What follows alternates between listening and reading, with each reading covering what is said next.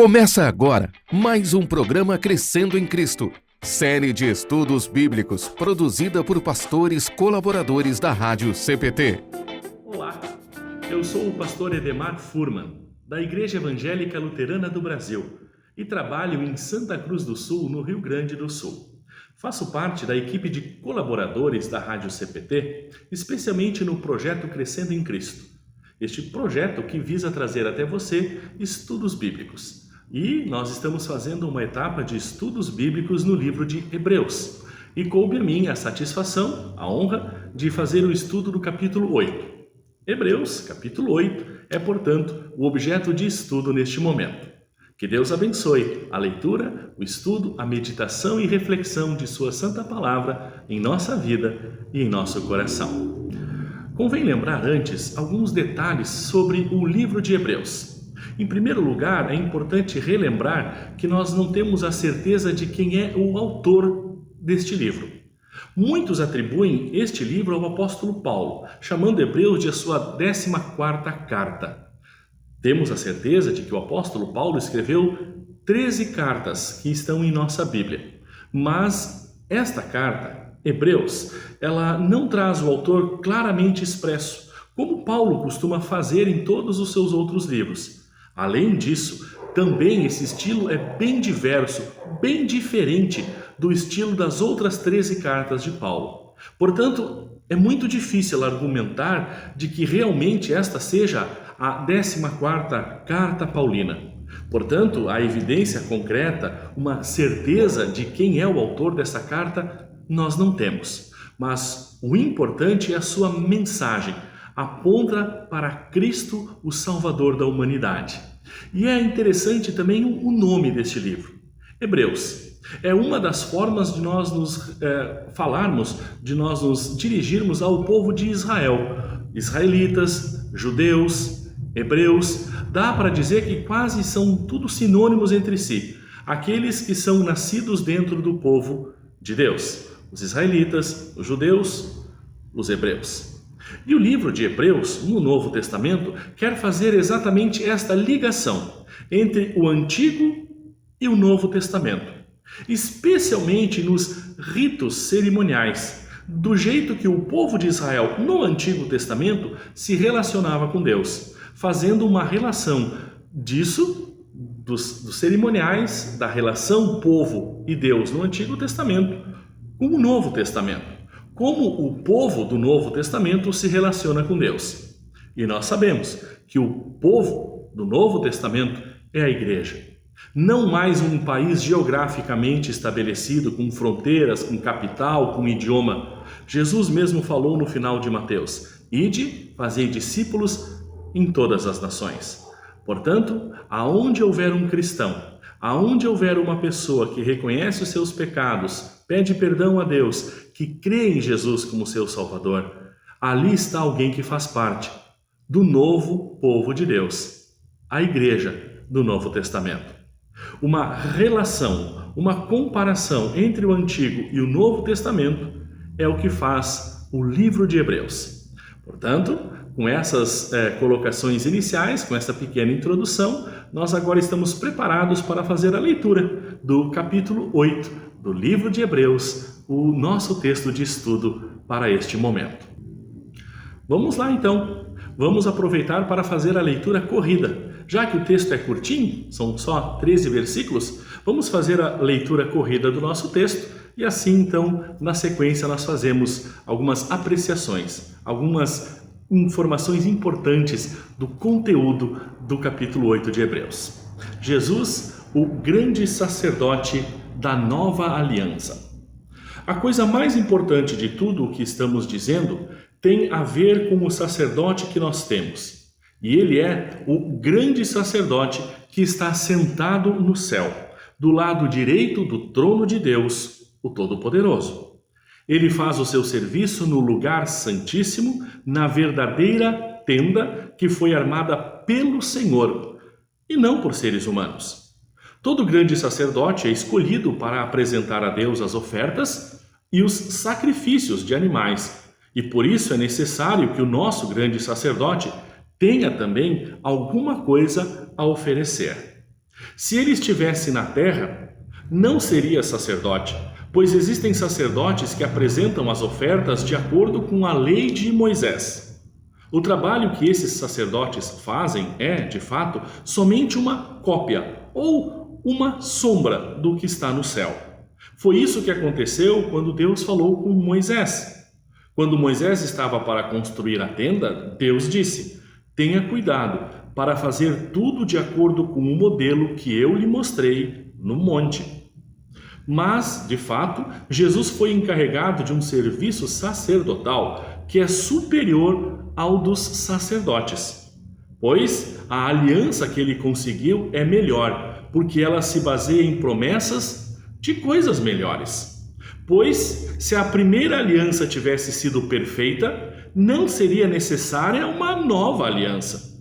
Mas Deus vê que o seu povo é culpado e diz: está chegando o tempo, diz o Senhor, que eu farei uma nova aliança com o povo de Israel e com o povo de Judá. Essa aliança não será como aquela que eu fiz com os antepassados deles, no dia em que os peguei pela mão e os tirei da terra do Egito.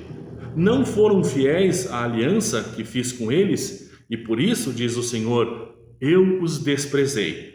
Quando este tempo chegar, diz o Senhor, farei com o povo de Israel esta aliança. Eu porei as minhas leis na mente deles e no coração deles as escreverei. Eu serei o Deus deles, e eles serão o meu povo. Ninguém vai precisar ensinar ao seu patrício, nem ao seu parente, dizendo, procure conhecer o Senhor.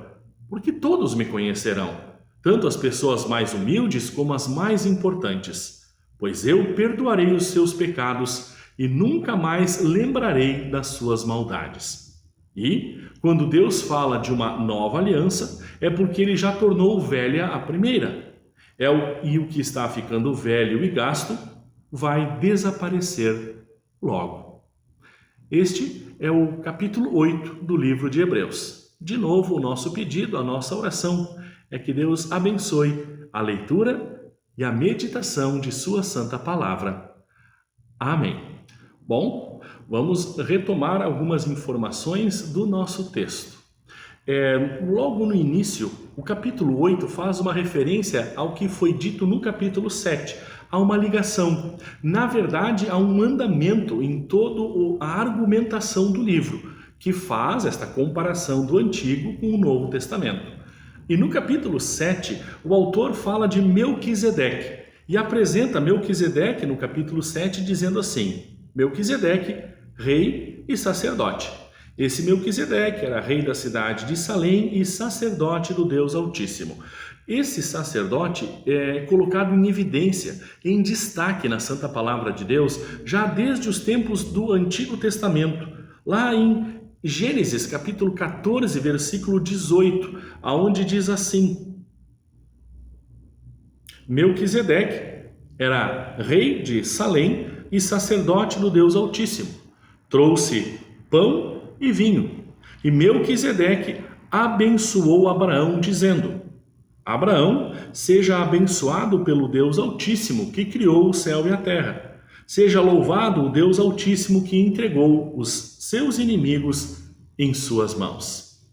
Lá no Antigo Testamento, Gênesis capítulo 14, versículo 18, nós temos a origem, então, do sacerdócio de Melquisedeque. E ao longo do capítulo 7, o autor faz uma comparação entre esse sacerdote tão especial, em evidência na Escritura, com o próprio Senhor e Salvador Jesus. E no capítulo 8, versículo 1, diz assim: a coisa mais importante de tudo que estamos dizendo, ou seja, um resumo do que estamos falando até agora, é que tem a ver que o grande sacerdote nós temos é o que está sentado no trono de Deus, ao lado do Deus Todo-Poderoso. E no versículo 1, esse grande sacerdote está escrito com letras maiúsculas em nossa tradução bíblica. Ou seja, estamos falando do Senhor e Salvador Jesus Cristo, que em comparação com o melhor sacerdote humano, ele é infinitamente melhor, mais perfeito ou perfeito, porque ele fez tudo o que era necessário para a salvação de toda a humanidade. E é nesse sentido que o capítulo 8 se desenvolve. Olha o versículo 2. Ele faz o seu serviço no lugar santíssimo, na verdadeira tenda que foi armada pelo Senhor e não por seres humanos. Lá no Antigo Testamento, haviam formas de fazer os cultos ou as cerimônias religiosas. Armavam-se tendas, especialmente a tenda sagrada, com divisões dentro do espaço. Mais tarde, na construção do templo em Jerusalém, isso também foi feito. O pátio exterior, a parte interna, o lugar santo e o lugar santíssimo. Lá nesse lugar especial, o lugar santíssimo, uma vez por ano o sacerdote, ou o sumo sacerdote, o grande sacerdote, entrava para fazer sacrifícios pelos pecados dele mesmo e de todo o povo, levando então animais para serem sacrificados no altar.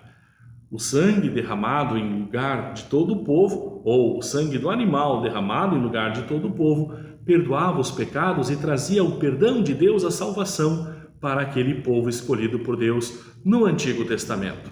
E aí tem uma comparação interessante.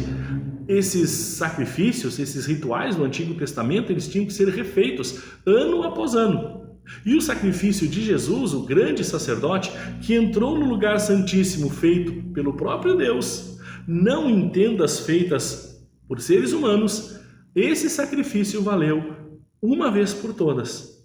Não se repete mais. Aqui está uma das maneiras de nós já olharmos para Jesus como o grande sacerdote de uma maneira muito maior, mais importante, perfeita, muito além do sacerdócio de Melquisedeque.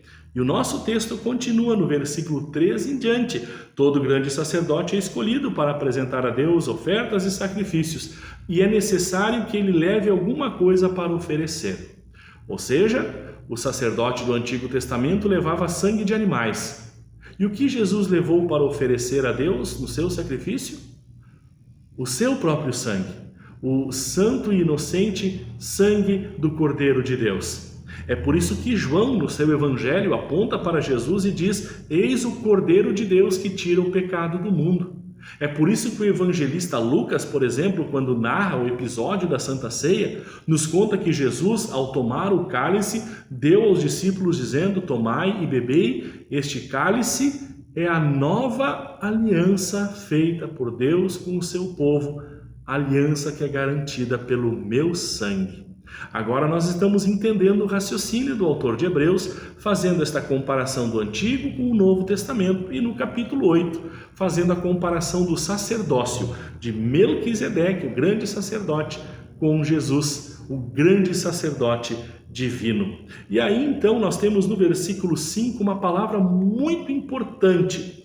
Diz assim: o trabalho que esses sacerdotes fazem é de fato somente uma cópia, uma sombra do que está no céu. Foi isso que aconteceu quando Deus falou com Moisés, e ele disse: tenha cuidado de fazer tudo de acordo com o modelo que eu mostrei para você no monte. Mas de fato, Jesus foi encarregado de um serviço sacerdotal que é superior aos dos sacerdotes, pois a aliança dele o que a aliança dele conseguiu é melhor e se baseia em promessas de coisas melhores. Fala ali em sombra, é a sombra, uma cópia daquilo que está no céu.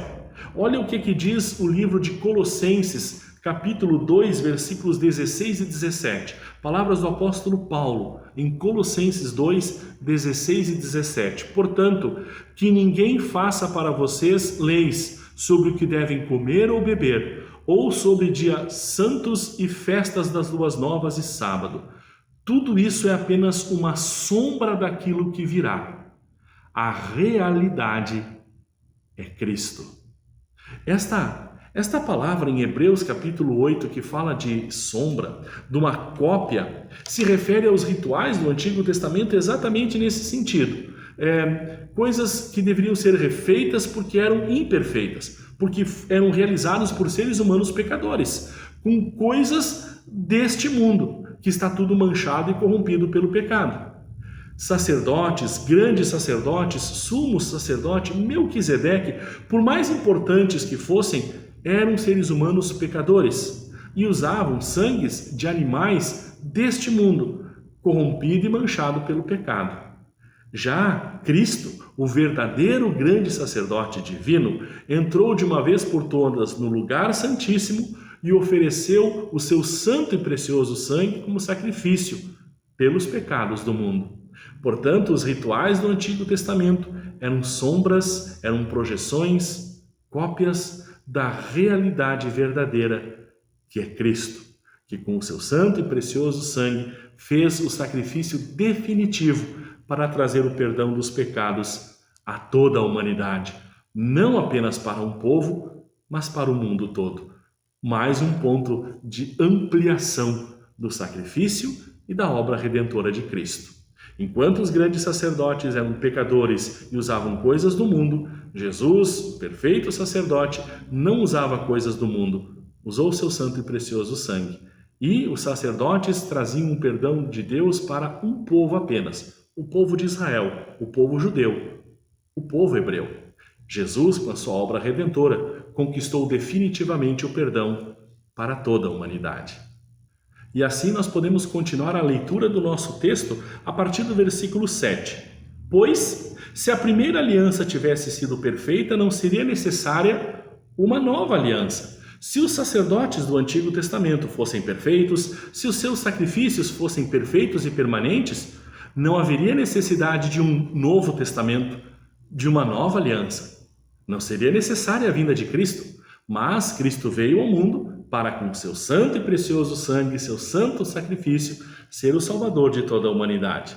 E no versículo 8 até o versículo 12, o autor de Hebreus faz uma citação direta do Antigo Testamento. Jeremias capítulo 31, versículos 31 a 34. Jeremias 31, 31 a 34 está citado textualmente no capítulo 8 de Hebreus. E uma curiosidade sobre essa citação: é a citação mais longa do Antigo Testamento no Novo Testamento. Há algumas pequenas variantes, mas que não são lá tão importantes. A mensagem de que no Antigo Testamento o que vigorava era a obediência à lei de Deus, aos seus preceitos, é isso que está na essência do texto de Jeremias 31, reproduzido em Hebreus 8, onde Deus exigia a completa obediência às suas leis, regras e normas. No Novo Testamento já não é mais assim. Deus prega perdão dos pecados, Deus prega a perfeita comunhão entre Deus e os homens através da obra redentora de Cristo. Isso está bem claro na citação de Jeremias 31 em Hebreus capítulo 8, a mais longa citação do Antigo Testamento no Novo Testamento. E aí então, depois dessa citação que fala dessa troca de objetivo, onde no Antigo Testamento Deus tinha um povo escolhido e queria que esse povo fosse perfeito em obediência, e no Novo Testamento não há mais um povo escolhido, mas todos os povos, todas as nações são alvo do amor de Deus. O resumo da Bíblia num versículo só, João 3,16, porque Deus amou o mundo de tal maneira é que ele foi capaz de enviar Jesus a este mundo para que todo aquele que nele crer tenha a vida eterna. Não aquele que obedeça aos mandamentos, mas aquele que crer em Jesus. Esta é a essência do Novo Testamento. Comunhão perfeita entre criaturas e Criador, entre os homens e Deus, passando pela obra redentora, pelo sacrifício perfeito de Cristo, o grande sacerdote, em nosso lugar e em nosso favor. E o último versículo, Hebreus capítulo 8, versículo 13, olha só: e quando Deus fala de uma nova aliança, é porque ele já tornou velha a primeira, e o que está ficando velho e gasto vai desaparecer logo. Assim termina o capítulo 8, ou seja, as regras, os mandamentos, os decretos que Deus havia dado para o povo de Israel, especialmente em relação às cerimônias religiosas, tudo isso está abolido. Não é mais necessário fazer sacrifícios de animais, por exemplo. Não é mais necessário observar todos os rituais culticos do povo de Israel do Antigo Testamento. É claro, é óbvio que a lei de Deus continua vigorando e valendo. Os 10 mandamentos, a lei moral, aquilo que Deus espera de todos os seus filhos, é claro que isso continua valendo e vigorando.